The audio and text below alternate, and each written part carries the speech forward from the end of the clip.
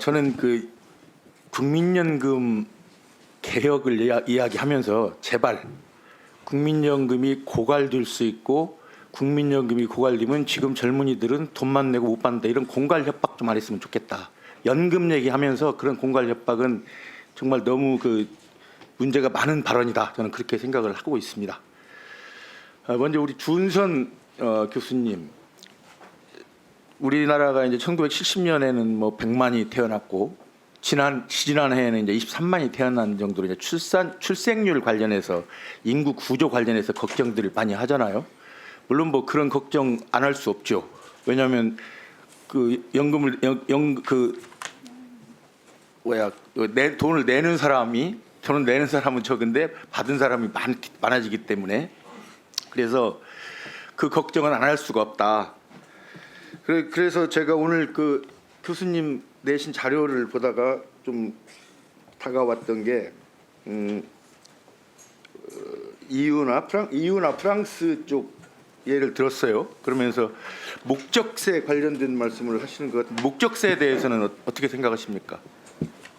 저는 그러니까 이 프랑스에서 도입하고 있는 이제 사회세를 이제 예로 들어서 말씀을 드린 거였고, 이 사회세가 이제 이런 어떤 사회 보장에 관한 이제 재정으로 이제 들어가도록 이렇게 규정을 하고 있거든요. 그래서 우리나라에서도 만약에 이제 어떤 고령화로 인해서 어떤 노동 소득에만 이런 어떤 사회 보장 재정의 역할을 이제 과도하게 하는 것이 사실 쉽지는 않을 거고, 그래서 이게 전반적으로 이제 사회 보장의 어떤 사회 보장 재정의 조세화라고 일컬어지고 있는데, 이게 이제 프랑스에서뿐만 아니라 이제 여러 나라에서 일어나고 있는 현상이거든요. 그래서 이게 이제 어떤 사회보장 재정의 기반을 넓힌다라는 점에서도 장점이 있고요. 그리고 이 재정 부담을 사실 사회보장 재정에서는 능력이 있는 사람이 부담해야 된다라는 원칙이 굉장히 중요하거든요. 그래서 그런 목적세 그러니까 여기에 좀 보태서 목적세 도입 과정이나 그리고 시행 중에 예컨대 국민들의 뭐 반발이랄지 아니면 그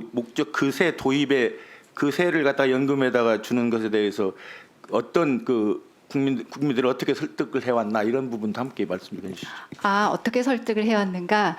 그 설득 과정은 사실 그러니까 되게 일찍 도입됐어요. 91년도에 이 사회세가 도입이 됐었고, 이게 처음에는 이제 주로 개인 대상으로 이렇게 모든 종류의 소득에 자산 소득을 비롯해서 노동 소득, 사회보장 소득 다 붙었었는데, 이게 이제 아무래도 이제 반발이 그러니까 수용성도 있지만 반발이 있을 수밖에 없기 때문에 차후에 이제 그래서 이제 확대된 조치가, 그러니까 자본에 대해서도 이런 사회보장세를 확대하는 조치가 나중에 이루어졌거든요. 그래서 그런 어떤 법인세, 특히 이제 대기업 그리고 초거대 기업에 대해서 법인세에 그러니까 사회보장세를 부과해서 이제 붙이는 조치가 나중에 추가가 됩니다. 그래서 이런 어떤 사회보장세 부담에 있어서의 공정성을 높이는 조치들, 그리고 능력이 더 많은 쪽에서 더 많이 부담하게 하는 조치들, 이런 것들이 지금 보완이 되면서 그런 어떤 국민들을 좀 설득하는데 좀 도움이 되지 않았나라는 생각이 들고요.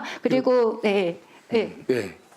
이 사실 일본이 이제 아주 그 고령화가 아주 깊게 빨리 진행된 사회 아닙니까? 근데 일본에 지금 국가 채무가 250%가 넘는다고 그래요. 근데 어디 이렇게 어느 자료를 보니까 그렇게 많이 늘어나게 된 것 중에 하나가 연금.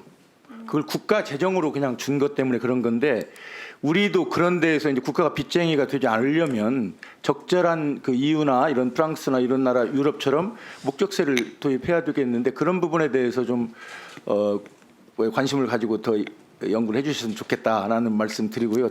한 가지 더 물어볼 게 있어서 시간이 없네.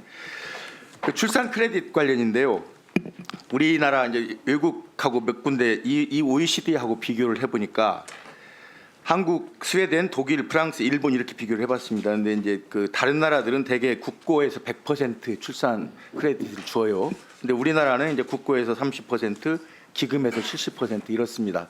그리고 인정 기간 자체가 다른 나라들은 자녀당 몇 년 이런 식으로 4년, 뭐 3년 이런 식으로 하는데 우리는 인정 기간이 50개월 상한 이렇게 되고, 그다음에 연금 수급 인정 시점도 연금 수급권 발생 시점이 인정 시점인데 다른 나라들은 양육 활동 시점, 물론 프랑스는 연금 수급권 발생 시점 되어 있습니다만 이 부분을 우리나라 우리나라도 그 OECD 외국 유럽처럼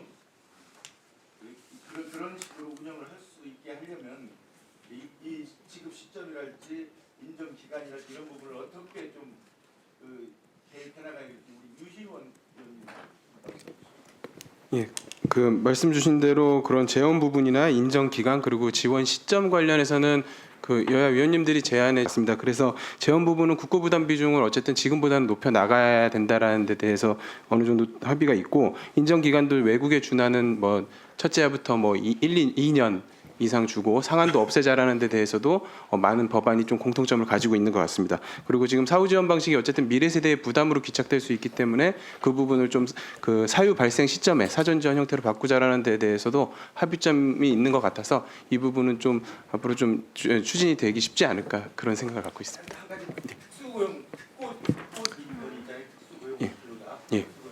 그분들이 워낙 많이 소외되어 있고 지금 빠졌는데 그 부분에 대해서는 어떻게 좀 사실 우리가 이제 뭐 특고나 플랫폼 노동자분들, 이 노무 제공자분들이 국민연금에서는 사실 완전히 배제되어 있는 건 아니고 사실 고용산재보험에서는 이분들이 뭐 근로자성을 인정받지 못해서 완전 빠져 있다가 이제 제도에 포괄되는 과정이었고 우리 국민연금에서는 지역가입자라는 그 적용 체계가 있다 보니까 이분들의 상당수는 또 포괄은 되어 있는데 다만 이분들이 이제 근로자성을 가지고 있음에도 불구하고 이 사용자가 책임을 못 지는 부분들 그래서 이제 그 가입이 좀 불안정해지는 부분들 때문에 그 좀 사업장 가입자로 전환하자라는 논의가 있고 그 작년에 이제 저희가 이제 실태 조사를 했고 그런 것들을 이제 기점으로 해서 이제 어떤 직종 업종들을 좀 적용해 나갈 것인지 그 과정에서 문제는 없을지 또 분담 비율은 어떻게 할지 보험료 분담 주체는 누구로 할지 이런 부분들을 좀 사전 정지 작업이 조금 시작되어야 된다라고 생각합니다.